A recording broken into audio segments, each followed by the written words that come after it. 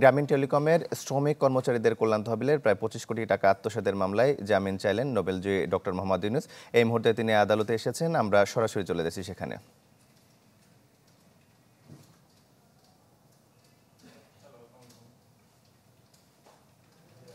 আদালত 4-এ দুর্নীতি মামলা হাজিরা দিতে এই মুহূর্তে এসছেন নোবেলজয়ী ডক্টর মোহাম্মদ ইউনূস। তার বিরুদ্ধে যে অভিযোগ আনা হয়েছে, যিনি 25 কোটি 22 লাখ টাকা আত্মসাৎ করেছেন এবং মানি লন্ডারিং হয়েছে, এরকম একটি অভিযোগ আনা হয়েছে তার বিরুদ্ধে, এবং সেই অভিযোগের প্রেক্ষিতেই নোবেলজয়ী ডক্টর ইউনূস সহ বাকি সব আসামিদের এখানে ওনারা এসছেন। ওনারা আসলে সকাল 8টার আগে এখানে এসছেন, তবে এখন 11:30 আদালত বসবেন বলে জানিয়েছেন। সেই প্রেক্ষিতে উনি এখন আদালতে হাজির হওয়ার জন্য এখানে এসছেন এবং আজকে উনি তার জামিন আবেদনটি করেছেন।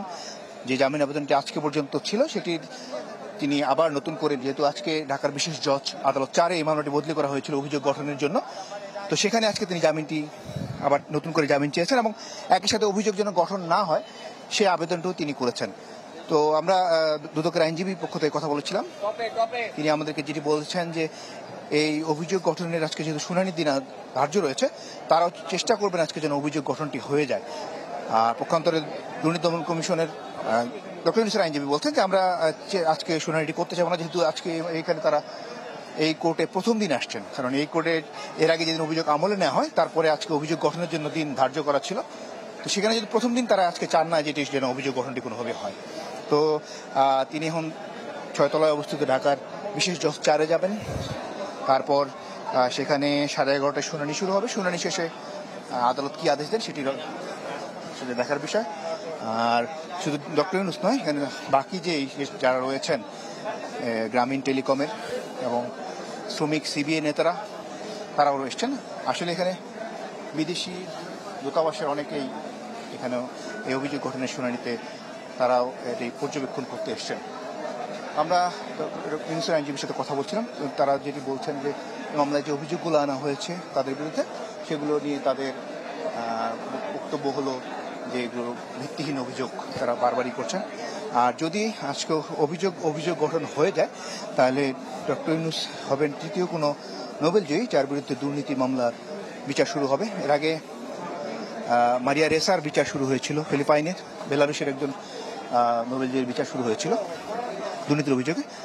তো আজকে তার অভিযোগ গঠন প্রক্রিয়াটি যদি সম্পন্ন হয়, তাহলে তিনি তৃতীয় কোনো নোবেলজয়ী হবেন। আর শুধু এই মামলাটি নয়, ডক্টর মোহাম্মদ ইউনূসের কাছে আরও প্রায় 200 মামলা রয়েছে। শ্রম আদালতে 109টি মামলা রয়েছে, ঢাকার তৃতীয় শ্রম আদালতে 109টি মামলা রয়েছে, ট্যাক্সের মামলা রয়েছে প্রায় 80টি, এবং একই সাথে তার বিরুদ্ধে হাইকোর্টে একাধিক মামলা রয়েছে যেগুলো ট্যাক্স সংক্রান্ত মামলা রয়েছে। যদিও তিনি তার ব্যক্তিগত ট্যাক্সের দান করার একটি মামলা থেকে আদালত টাকা জমা দিতে বলেছিলেন, তার প্রেক্ষিতে তিনি দান করা মামলাটি থেকে আপাতত অর্থ দিয়ে তিনি অব্যাহতি পেয়েছেন। তো তৃতীয় শ্রম আদালতে এটি আজকে প্রথম আসা। এর আগে দুর্নীতি মামলা অন্য মামলায় এসছেন তিনি, এখানে তার আজকে প্রথম আসা। এখানে তারা অভিযোগ গঠনটি বাতিল চান। আর শুধু এইখানে যে এইখানে মূল যে অভিযোগটি এই মামলায় রয়েছে সেটি হলো যে গ্রামীণ টেলিকম এবং সিবিএ নেতাদের মধ্যে মোট যে অভিযোগটি আনা হয়েছে 467 কোটি টাকার একটি অভিযোগ রয়েছে, যে এটি তারা পান। এর মধ্যে 152 জনকে তারা বলেছেন যে এটি ভাগ করে দেবেন, 66 কোটি ভাগ করে দেবেন।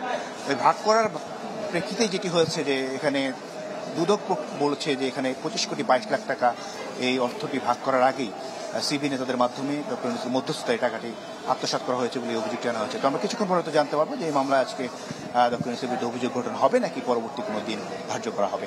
আপনি ওখানেই থাকুন, আপনাকে অসংখ্য ধন্যবাদ। মহানগর দায়রা জজ আদালত থেকে আমাদের সঙ্গে যুক্ত হয়েছিলেন মাসুদুর রহমান।